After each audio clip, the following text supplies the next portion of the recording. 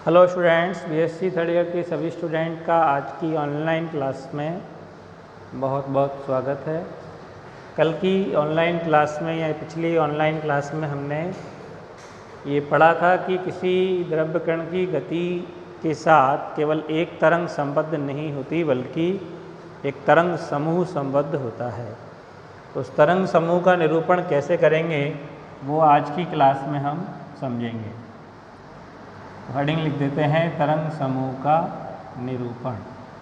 अवधारणा कल हमने पढ़ी थी कल की क्लास में, तो आज ये अपन पढ़ेंगे तरंग समूह का निरूपण। तो जैसा कि मैंने पहले भी बताया, किसी द्रव्य कण की गति से संबद्ध केवल एक तरंग रिलेटेड नहीं होती बल्कि तरंग समूह रिलेटेड होता है, जिसको तरंग फलन स्याई से प्रदर्शित करते हैं। स्याई जो है एक तरंग फलन है जो स्थिति और समय का फलन हो सकता है, यानी psi is psi of x y z स्थितियां हैं और समय टी। स्थिति और समय का फलन होता है जो वास्तविक हो सकता है या काल्पनिक भी हो सकता है, वास्तविक या काल्पनिक हो सकता है। जिससे तरंग के चैप्टर में फर्स्ट ईयर में भी हमने पढ़ा था, तरंग समूह या तरंग का निरूपण जो करते हैं, साई बराबर साई जीरो ई की घात आयोडा के एक्स माइनस ओमेगा टी। के जहाँ तरंग संचरण नियतांक होता है, के होता है ना 2 पाई लैम्डा, ओमेगा कोणीय आवृत्ति होती है,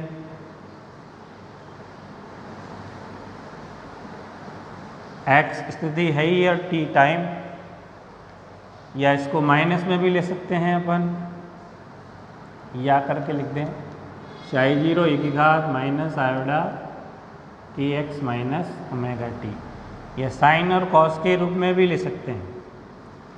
Sai equal to psi zero sine के एक्स माइनस ओमेगा टी, या उसको कॉस के रूप में लिख सकते हैं, psi equal to psi zero cos के एक्स माइनस ओमेगा टी।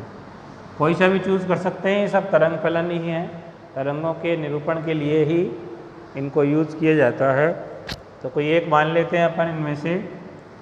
मान लो पहले एक विमीय की स्थिति है, एक्स के रूप में है, इसलिए तो केवल एक्स स्थिति है, वाई और जेड को छोड़ रहे हैं, तो साई जो है वो केवल एक्स और टी का फलन है। स्थिति केवल एक विमीय ले रहे हैं, एक दिशा में, इन एक दिशा में संचरण हो रहा है एक्स दिशा में, तो एक्स दिशा के लिए अपन ने केवल चर इस्तेमाल किया है एक्स। तो साई एक्स टी बराबर साई जीरो ई की घात आयोडा के एक्स माइनस ओमेगा टी। इस तरंग फलन को अपन ले रहे हैं, इसको अभी लिख देते हैं समीकरण नंबर 1। ठीक है, अब इसका पहले टी के सापेक्ष अवकलन करो। टी के सापेक्ष समीकरण 1 का क्या कर दो, अवकलन।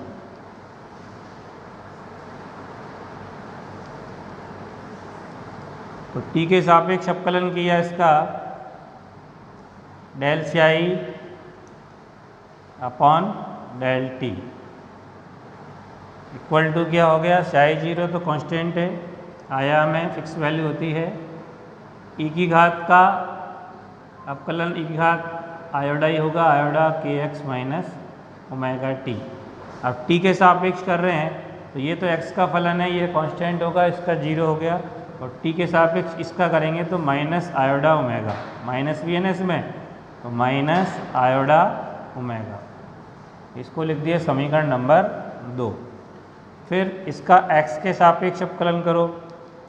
ये तो समीकरण 1 का हमने t के सापेक्ष किया। अब समीकरण 1 का x के सापेक्ष अवकलन करने पर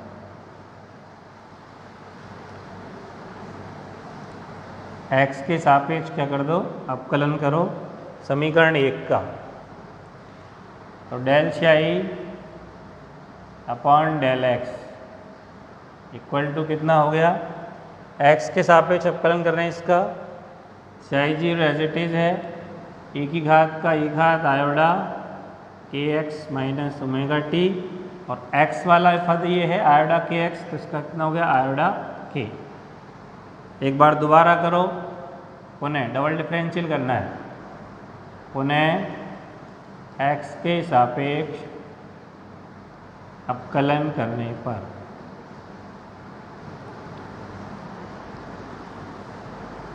पुनः x के सापेक्ष अवकलन करो, तो del square psi x t upon del x square equal to क्या हो गया, साई जीरो ये है ही, e की घात आयोडा के एक्स माइनस ओमेगा टी का यही हो गया, एक आयोडा के ऑलरेडी है, दोबारा आयोडा के एक्स का होगा तो आयोडा के, तो आयोडा के का क्या हो गया स्क्वायर, यानी ये कुल मिला के आया del square psi x t upon del x square बराबर साई जीरो, आयोडा का स्क्वायर क्या हो जाता है माइनस, तो माइनस यहाँ लगा दो के स्क्वायर और e की घात आयोडा के एक्स माइनस ओमेगा टी।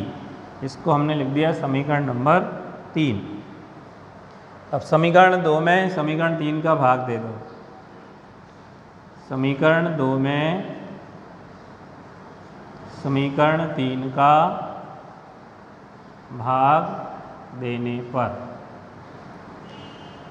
तो समीकरण 2 में क्या है del psi upon del t, और इसके भाग दिया समीकरण 3 का, तो del square psi upon del x square और इक्वल टू क्या हो गया, इधर से लेफ्ट साइड में साई जीरो e की घात आयोडा के एक्स माइनस ओमेगा टी, दोनों में तो समीकरण 2 में भी है और समीकरण 3 में भी है, तो साई जीरो कट गया, उधर से क्या बचा माइनस आयोडा ओमेगा और इधर से बचा माइनस का के स्क्वायर, ठीक है, माइनस आयोडा ओमेगा बचा है, इधर से माइनस का के स्क्वायर, ये कटी जाएगा, साई जीरो की घात आयोडा के एक्स माइनस ओमेगा टी दोनों में है, माइनस से माइनस कैंसिल हो गया, तो अब इसको इधर वज्र गुणा करके ले आओ, तो del psi x t upon del T equal to कितना हो गया, इधर इसका वज्र गुणा कर दिया हमने, तो iota omega upon k square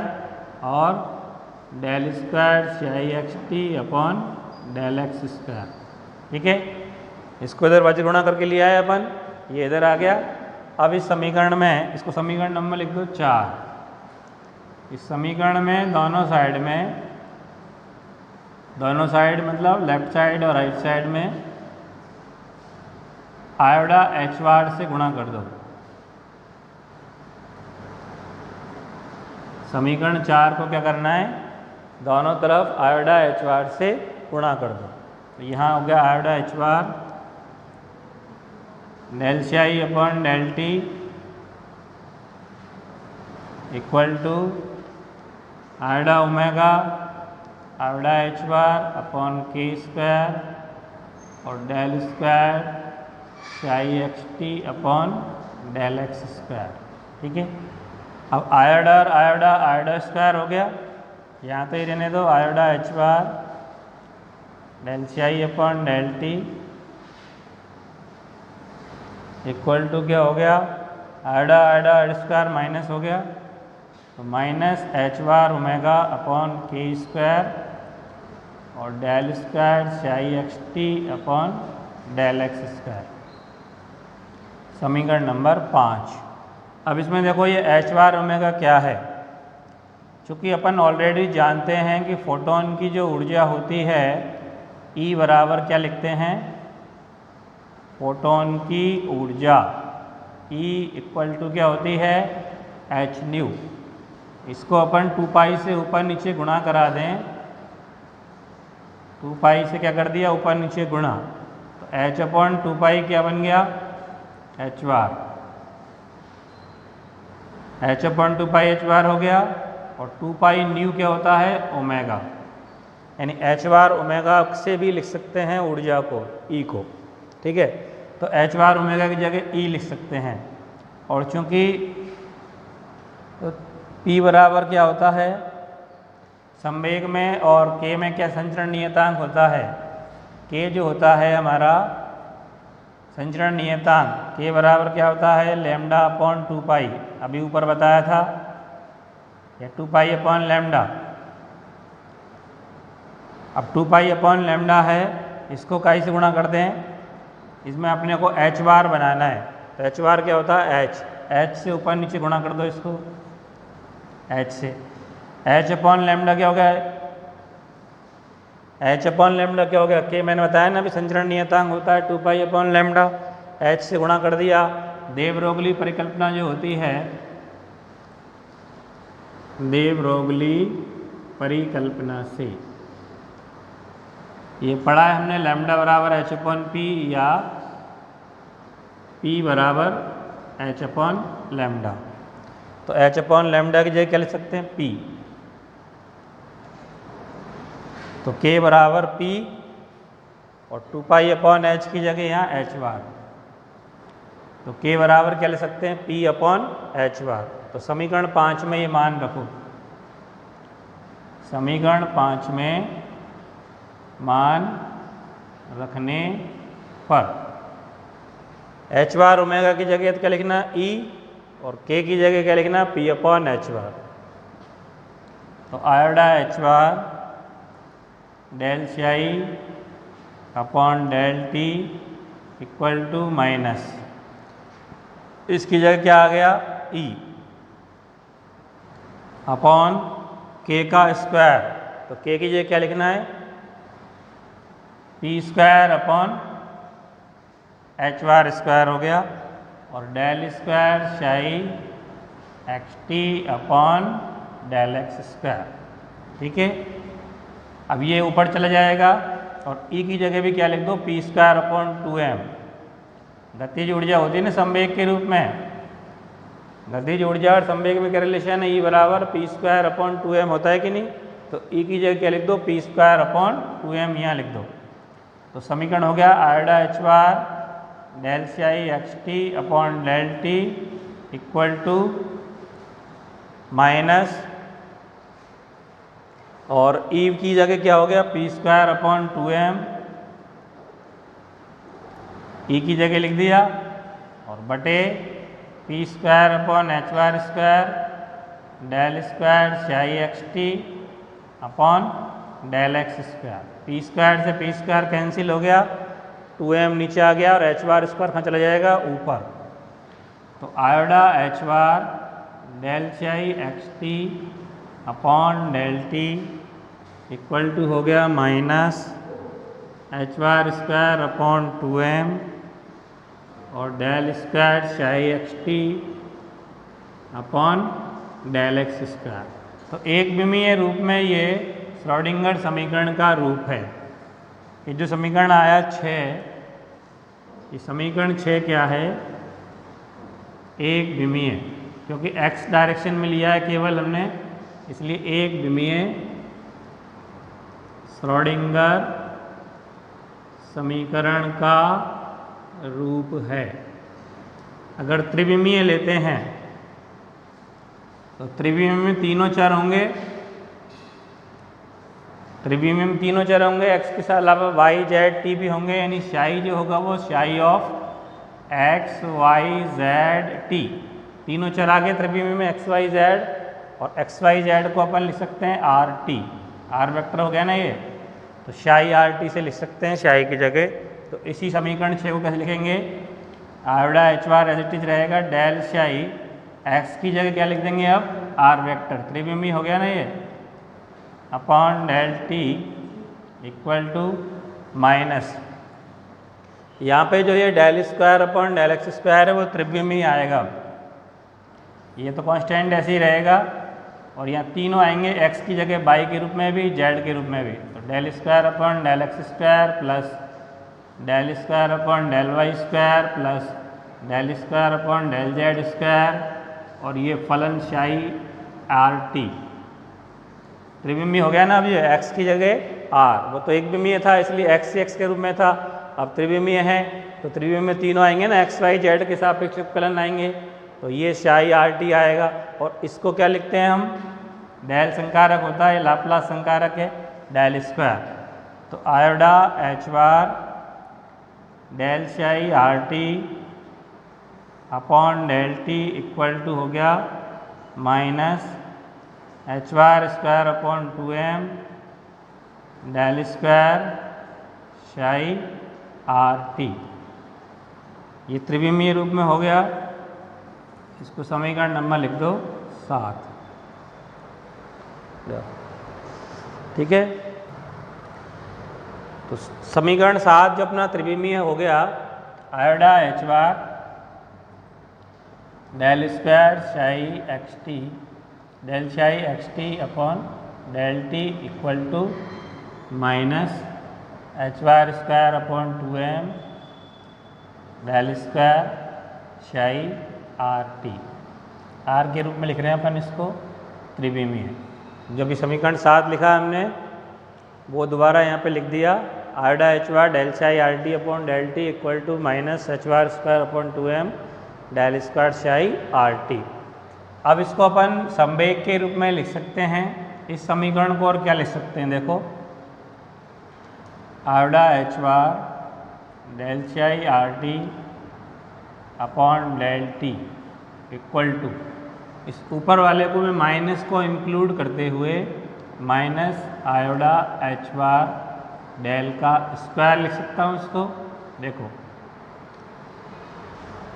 minus का स्क्वायर प्लस हो गया,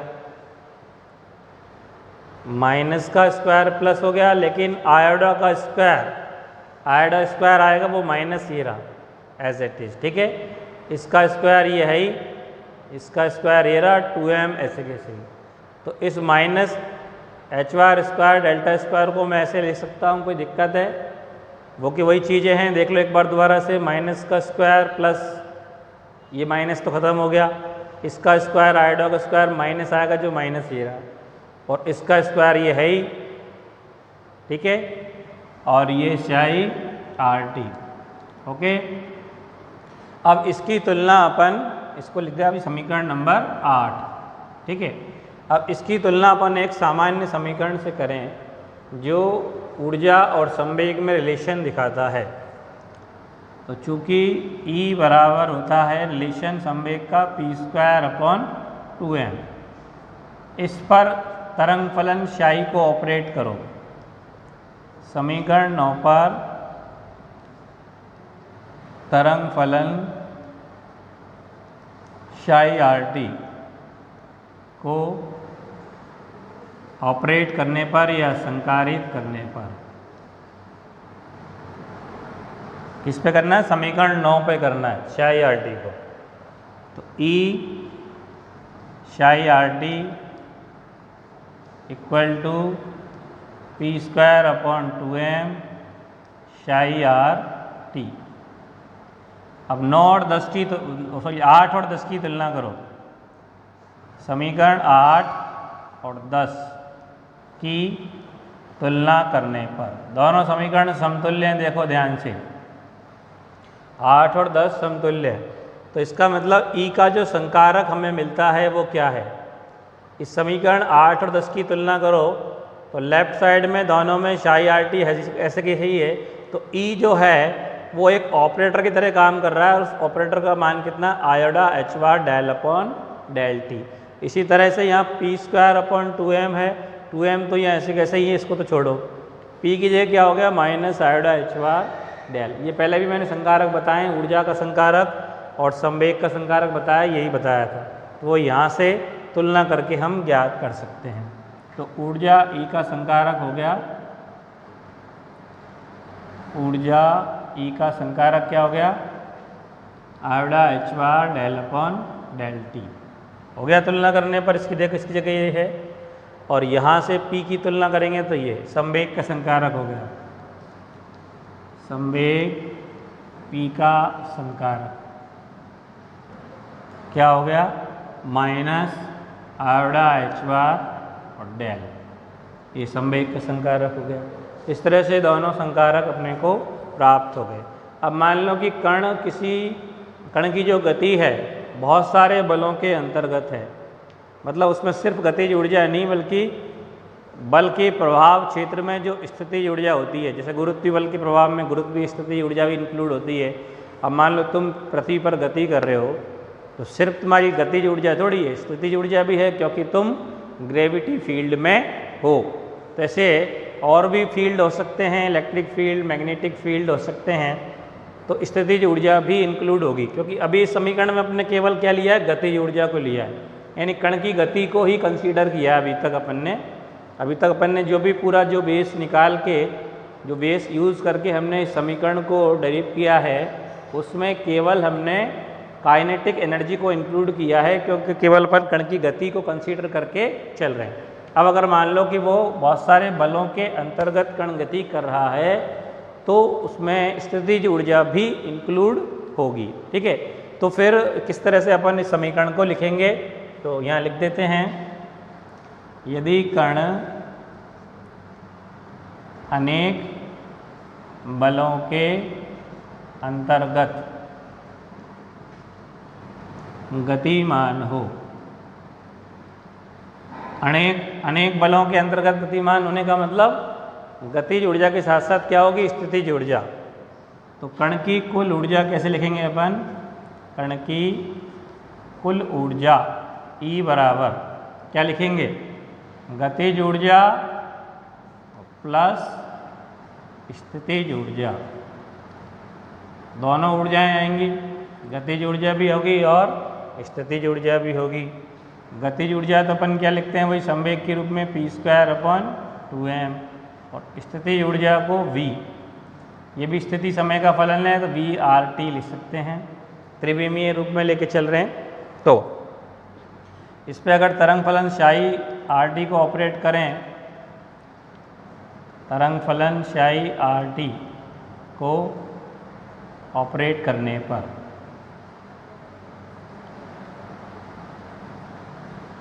संकारित करने पर E